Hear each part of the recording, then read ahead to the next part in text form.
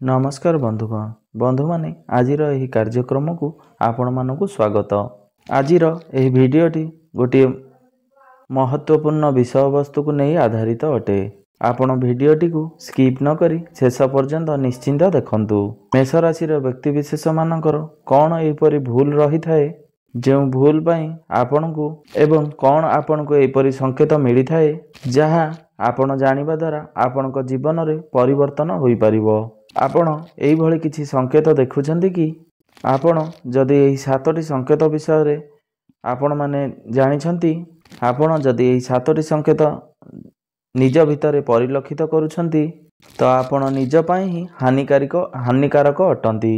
आपण निजे ही निजर क्षति करूछन्ति, निजे ही निज हाथ रे निजर भविष्यत को नष्ट करूछन्ति। तो बंधु माने दया करी आपण ए भिडियोटी को शेष पर्यंत निश्चिंत देखंतु एवं आपणकर जदि मेष राशि होइताए तेबे भिडियोटी को लाइक करी चैनल टी को सब्सक्राइब कर दियंतु एवं कमेंट बॉक्स रे जय श्री जगन्नाथ जय माँ लक्ष्मी अवश्य लिखि दियंतु। मेष राशि व्यक्ति विशेष माने बहुत साहसी स्वभावर होइथांती एवं मेलापी मध्य होइथांती। सेमाने अन्य मानक सहित बहुत सहजरे मिसी थांती एवं समस्त को सहजरे ही विश्वास करिथांती। से अन्यर दुख को निजर दुख बोली बुझी जाई थांती। मेष राशि व्यक्ति विशेष मानकर एपरि किछि अनेक गुण रही थाए जहा सेमानकु अन्य मानक ठारू अलगा करि थाए, किंतु एही केतक गुण अन्य मानकु क्षति रे मध्य पकाई थाए। आजिर एही भिडियोटी रे आमे आलोचना करिबा जदि आपण मेष राशि व्यक्ति अटंती जदि आपनकु एही 7टी संकेत मिलुछि जानि नियंतु जे आपण निज पई हानिकारक अटंती। कौन से 7टी कथा आपण जदि परिवर्तन करि दियंती आपणक जीवन उपरे ध्यान दियंती आपणक जीवन संपूर्ण रूप से बदली जिवो। आपणकु समाज रे मान सम्मान प्राप्ति हेबो। आपण दुनिया रे ना भी मध्य कमाई परिबे, बहुत धन अर्जन करि परिबे, आपण जहा चाहिबे ताहा मध्य पाई परिबे। बंधु माने तेबे आसंतु एही विषय रे आमे विस्तार भाव रे आलोचना करिबा। प्रथम भूलटी होछि देखंतु आपण प्रत्येक कथारे किछि भूल न थाई मध्य आपणकर भूल न थाई मध्य आपण क्षमा मागिबे। देखंतु आपण केउठी भी थांतु ना काहेकि परिवार रे हेउ किंबा जेउठी भी हेउ कोनोसी भी स्थान रे आपण किछि किछि क्षेत्र रे जानि सुनी किछि भूल मागिबा चलनीय होई थाए, किंतु आपण प्रत्येकटी क्षेत्र रे आपणकर भूल न थाई मध्य आपण भूल मागंती तो यह आपणकर निज हाथ रे निजर भविष्यत को नष्ट करूछंती। आपण निजर ओजन रखंतु, निज कथार भ्यालु रखंतु। जिए कहीं भी हुअंतु ना काहेकि आपणकर दाम्पत्य जीवन रे एपरि होई थाए कि आपणकर भूल न थाई मध्य भूल स्वीकार करिबाकू पड़े। परिवारर शांति जेपरि भंग न हुए सेथिपई आपण सबु बेले भूल मागिबाकू पड़ी थाए, किंतु सदा सर्वदा आपण एहीपरि जदि करूछंती तो ताहा मध्य बहुत बड़ भूल होई थाए। केतेबेले केमिति जदि आपण एहीपरि किछि करूछंती आपणकर परिवार को रक्षा करिबा पई बा बंचैबा पई किछि बा परिस्थिति रु बंचिबा पई ताहा चलिबो, किंतु जदि आपण प्रत्येकटी क्षेत्र रे प्रत्येकटी समय रे आपण निजर भूल न थाई मध्य भूल स्वीकार करूछंती तो यह द्वारा निजे निजर गोड़ को कुराढ़ी मारिबा सहित समान करूछंती। यह द्वारा आपण को केही सम्मान देबे नाही। एही कथाटीर आपण ध्यान रखंतु। बंधु माने द्वितीय कथाटी बहुत इंपोर्टेंट अटे। आपण एही परि लोकमानक सहित मिसंती बा मिसिबा को भल पांती जिए कि आपण को सम्मान जमा देउ न थाए। आपण एही कथा को ध्यान रखंतु। आपण एही दुर्बलता को टिके धीरे धीरे सुधार को आनंतु बा बदलई दियंतु। आपणकर स्वभाव एही परि होई थाए जे आपण अन्य मानकु सहजरे क्षमा करि देई थांती। सहजरे आपण अन्य माने करिथिबा खराब कर्म को आपण भूली जाई थांती, किंतु बेले बेले आपण को एहा बहुत समस्या रे पकाई थाए। कारण कटु लोक कटु कथा कहउतबा लोक एवं खराब लोक सदा सर्वदा खराब ही चिंता करि थांती। जे आपण को उचित सम्मान उचित व्यवहार एवं उचित भल पाइबा देउ नाहंती तांको सहित आपण बेसी मिसामिसी करंतु नाही। तांको सहित आपण दूरता मेंटेन करंतु। देखिबे आपण आपणकर जीवन को बदलाई देई पारिबे। सदा सर्वदा आपण सकारात्मक रहंतु। आपण देखिबे आपणक जीवन रे निश्चिंत भाव में परिवर्तन आसीबो। जी आपण को भल पाउचंती एवं जहां पाखरे बसिले आपण ऊर्जावान होई परिबे ବା ଭଲ ଲୋକ ହୋଇପାରିବେ, ଆପଣ ଶାନ୍ତି ଅନୁଭବ କରିବେ, ସେପରି ଲୋକଙ୍କ ପାଖରେ ଆପଣ କଥାବାର୍ତ୍ତା କରନ୍ତୁ ବା ବସନ୍ତୁ। ଯେଉଁ ଲୋକ ଆପଣଙ୍କର କଥାକୁ ଶୁଣି ପରିହାସ କରୁଥାଏ ବା ହସୁଥାଏ, ଆପଣଙ୍କୁ ଥଟ୍ଟା କରୁଥାଏ, ସେହିପରି ଲୋକଙ୍କ ଠାରୁ ଆପଣ ସାବଧାନ ରୁହନ୍ତୁ। ଆପଣ ଯଥେଷ୍ଟ ଦୂରତା ଅବଲମ୍ବନ କରନ୍ତୁ। ଆପଣଙ୍କର ତୃତୀୟ ଭୁଲଟି ହେଉଛି ଆପଣ ସବୁବେଳେ ଗୋଟିଏ କଥାକୁ ଘୋରି ହୋଇଥାନ୍ତି। ଏପରି ଗୋଟିଏ ଲକ୍ଷଣ ଆପଣଙ୍କ ଜୀବନରେ ସବୁବେଳେ ଦେଖିଥିବେ ଆପଣ। ଏହି କଥାଟିକୁ ଆପଣ ହେୟ ଜ୍ଞାନ ମନେ କରନ୍ତୁ ନାହିଁ। ଏହି ଗୁଣ ପାଇଁ ଆପଣ ବହୁତ ପଛକୁ ଯାଇଥାନ୍ତି ଆପଣଙ୍କ ଜୀବନରେ। ଆପଣଙ୍କର ଏପରି ଗୋଟିଏ ଗୁଣ ରହିଥାଏ, ଯେପରି ଆପଣଙ୍କୁ ଯିଏ ଭୁଲିଗଲା, ଆପଣଙ୍କ ଠାରୁ ଯିଏ ଦୂରେଇ ଗଲା, ଆପଣ ତାକୁ ବାରମ୍ବାର ମନେ ପକାଇଥାନ୍ତି। ଏପରି ଗୁଣଠାରୁ ଆପଣ ଦୂରେଇ ରୁହନ୍ତୁ। ଯିଏ ଯିବାକୁ ଯାଉଛି ତାକୁ ଯିବାକୁ ଦିଅନ୍ତୁ। ଯିଏ ଆପଣଙ୍କ ଠାରୁ ଦୂରତା ମେଣ୍ଟେନ୍ କରୁଛି, ଆପଣ ତାକୁ ଯଥେଷ୍ଟ ତାଠାରୁ ଦୂରତା ମେଣ୍ଟେନ୍ କରନ୍ତୁ। ଆପଣ ନିଜେ ନିଜର ସମ୍ମାନ କରନ୍ତୁ। ଯିଏ ଆପଣଙ୍କୁ ପଚାରୁନାହିଁ, ଯିଏ ଆପଣଙ୍କ ଜୀବନରେ କଷ୍ଟ ଦେଇ ଦୂରେଇ ଯାଇଛି, ତାକୁ ଭୁଲରେ ବି ତାଙ୍କୁ ମନେ ପକାନ୍ତୁ ନାହିଁ ବା ଚିନ୍ତା କରନ୍ତୁ ନାହିଁ। ଆସିଲେ ଆସୁ, ନ ଆସିଲେ ନାହିଁ। ସେଇଭଳି ବ୍ୟକ୍ତିଙ୍କ ଠାରୁ ଆପଣ ସମ୍ପୂର୍ଣ୍ଣ ରୂପରେ ଦୂରତା ମେଣ୍ଟେନ୍ କରନ୍ତୁ। ଆପଣ ଭଲ ଲୋକ ହୁଅନ୍ତୁ, ଏକଥା ମନା କରାଯାଉନି, କିନ୍ତୁ ଅତି ସରଳ ହୁଅନ୍ତୁ ନାହିଁ। ଏହାଦ୍ୱାରା ଲୋକ ଆପଣଙ୍କୁ ଆଜିକା ସମାଜରେ ବୋକା ବୋଲି ଭାବିଥାନ୍ତି। ଆପଣ ଚାଲାକ ହୁଅନ୍ତୁ।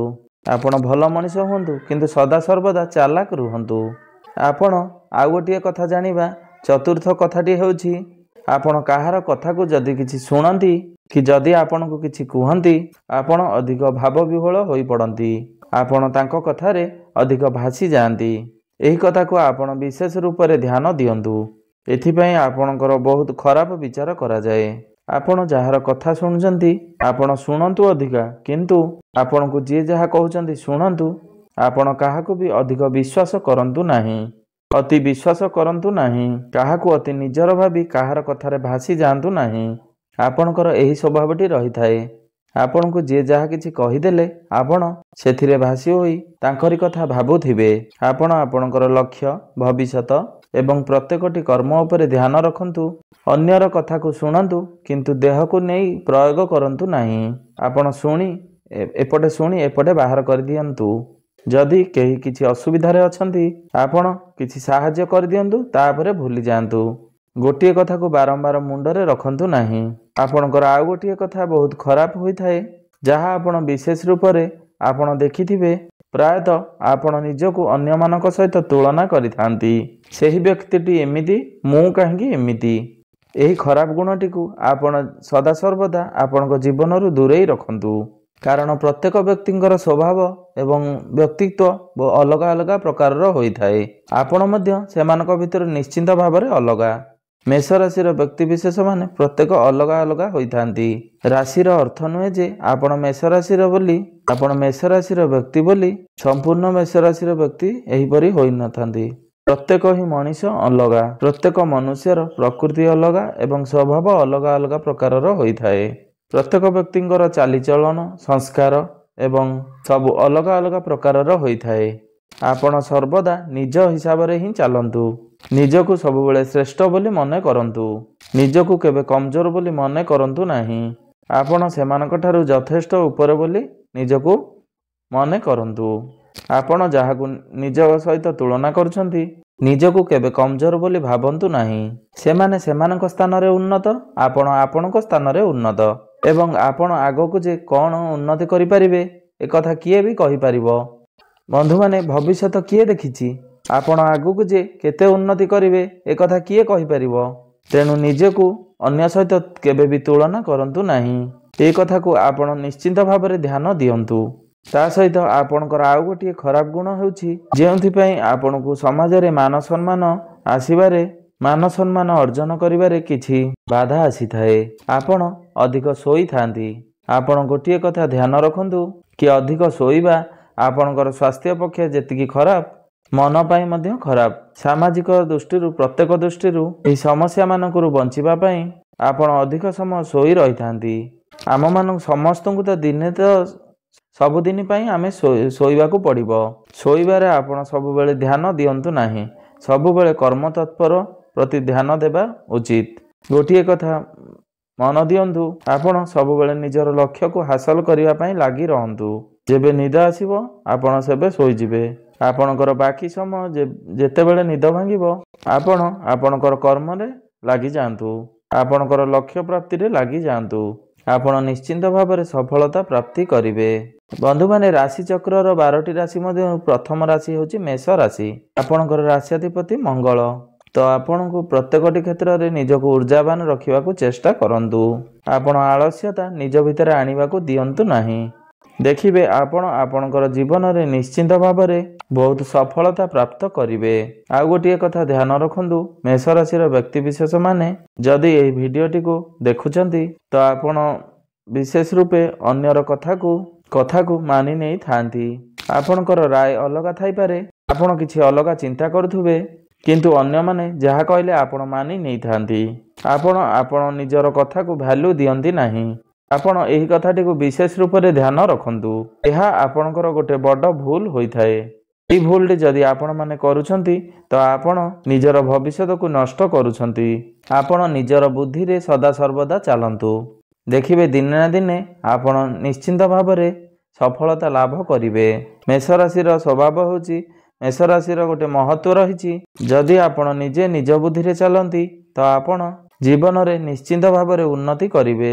ଏହି କଥାଟିକୁ ଆପଣ ଧ୍ୟାନ ରଖନ୍ତୁ। ଅନ୍ୟମାନଙ୍କର କଥା ଶୁଣନ୍ତୁ। ଶିଖିବାକୁ ତ ବନ୍ଧୁମାନେ ନିଶ୍ଚିନ୍ତ ଭାବରେ ସମସ୍ତଙ୍କଠି କିଛି ନା କିଛି ଗୁଣ ରହିଛି। ଆମେ ଛୋଟ ଛୁଆଙ୍କଠୁ ମଧ୍ୟ କିଛି ଶିଖିବାର ଅଛି। ଯଦି ଆପଣଙ୍କୁ କିଛି ଶିଖିବାର ଅଛି ତେବେ ଶିଖନ୍ତୁ, କିନ୍ତୁ ଅନ୍ୟମାନଙ୍କର କଥାକୁ ଆପଣ ଗୁରୁତ୍ୱ ଦିଅନ୍ତୁ ନାହିଁ। ଯଦି ଅନ୍ୟ କେହି ଆପଣଙ୍କୁ କିଛି ଶିକ୍ଷା ଦେଉଛନ୍ତି ତାଙ୍କ କଥାରେ ଆପଣ ସହଜରେ ହିଁ ହଁରେ ହଁ ମାରି ଦିଅନ୍ତୁ ନାହିଁ। ଆପଣ ନିଜର ଭାବନା ଏବଂ ନିଜର ବିଚାରକୁ ଶ୍ରେଷ୍ଠ ବୋଲି ଭାବନ୍ତୁ। ଆପଣ ଯେଉଁ ନିଷ୍ପତ୍ତି ନେଉଛନ୍ତି ତାହା ଠିକ୍ ବୋଲି ଭାବନ୍ତୁ। ଯାହା ଆପଣ ଭାବୁଛନ୍ତି, ଯାହା ଆପଣ କରୁଛନ୍ତି ତାହା ଭୁଲ ବୋଲି ଆପଣ ବିଚାର କରନ୍ତୁ ନାହିଁ। ଆପଣ କୌଣସି ସଭା ସମିତିରେ ବସିଛନ୍ତି ବା ଯେକୌଣସି ଆଲୋଚନାରେ ବସିଛନ୍ତି, ଆପଣ ନିଜର କଥାଟିକୁ ଓଜନର ସହକାରେ କହନ୍ତୁ। ଆପଣ ନିଜର କଥାକୁ ଭ୍ୟାଲ୍ୟୁ କମ୍ ବୋଲି ଭାବନ୍ତୁ ନାହିଁ। ତ ଆପଣ ଯଦି ନିଜକୁ ସମ୍ମାନ କରିବେ ନାହିଁ, ନିଜର ଭଏସ୍କୁ ନିଜର କଥାକୁ ସମ୍ମାନ କରିବେ ନାହିଁ, ତାହେଲେ କିଏ ସମ୍ମାନ କରିବ? ତାହେଲେ ଆପଣଙ୍କୁ କେହି ବି ସମ୍ମାନ ଦେବେ ନାହିଁ। ଆପଣ ଅନ୍ୟମାନଙ୍କର କଥା ଶୁଣନ୍ତୁ, କିନ୍ତୁ ନିଜର ରାୟକୁ ପସନ୍ଦ କରନ୍ତୁ। ସଦାସର୍ବଦା ଅନ୍ୟମାନଙ୍କ ହିସାବରେ ନିଜକୁ ଚଳିବାକୁ ଦିଅନ୍ତୁ ନାହିଁ। ମେଷ ରାଶିର ବ୍ୟକ୍ତିବିଶେଷମାନେ ଯଦି ଏହି ଭିଡ଼ିଓଟିକୁ ମୋର ଦେଖୁଛନ୍ତି, ଏହି ସବୁ ଭୁଲକୁ ଆପଣ ନିଜର ଜୀବନରୁ ଯଦି ବାହାର କରିଦିଅନ୍ତି ତେବେ ଆପଣମାନେ ନିଶ୍ଚିନ୍ତ ରୂପରେ ନିଜ ଜୀବନରେ ଉନ୍ନତି କରିବେ ଏବଂ ନିଜ ଜୀବନ ହସି ଉଠିବ। ଜୀବନରେ ଆପଣ ଅନେକ ସଫଳତା ପ୍ରାପ୍ତି କରିବେ। ବନ୍ଧୁମାନେ, ଆପଣଙ୍କର ଆରାଧ୍ୟ ଦେବତା ହେଉଛନ୍ତି ହନୁମାନ। ଆପଣ ସବୁବେଳେ ହନୁମାନଜୀଙ୍କର ପୂଜା ଅର୍ଚ୍ଚନା କରନ୍ତୁ। ହନୁମାନଜୀ ଆପଣଙ୍କର କେତେ ଯେ ଊର୍ଜାବାନ ଏକଥା ଆପଣଙ୍କୁ ଜଣାଇବା ମୋର ଆବଶ୍ୟକତା ନାହିଁ। ଆପଣ ସମସ୍ତେ ଭଲ ଭାବରେ ଜାଣନ୍ତି। ଆପଣଙ୍କ ପାଇଁ ଊର୍ଜାବାନ ରହିବା ଅତି ଆବଶ୍ୟକ ଅଟେ। ଆପଣ ନିଜର ସ୍ୱାସ୍ଥ୍ୟ ପ୍ରତି ଧ୍ୟାନ ଦିଅନ୍ତୁ ଏବଂ ଶରୀରକୁ ଫିଟ୍ ରଖନ୍ତୁ। ଏଇ ଯେଉଁ କଥା ଗୁଡ଼ିକ ମୁଁ ଆପଣମାନଙ୍କୁ କହିଲି, ଏହିସବୁ ଭୁଲ ଗୁଡ଼ିକ ଆପଣ କଦାପି କରନ୍ତୁ ନାହିଁ। ଆପଣ ଯଦି ବା କରିଛନ୍ତି ତାହେଲେ ଆପଣ ଧୀରେ ଧୀରେ ତାକୁ ସୁଧାରି ଦିଅନ୍ତୁ। ଆପଣ ନିଜ ଉପରେ ବିଶ୍ୱାସ ରଖନ୍ତୁ ଏବଂ ଭରସା ରଖନ୍ତୁ।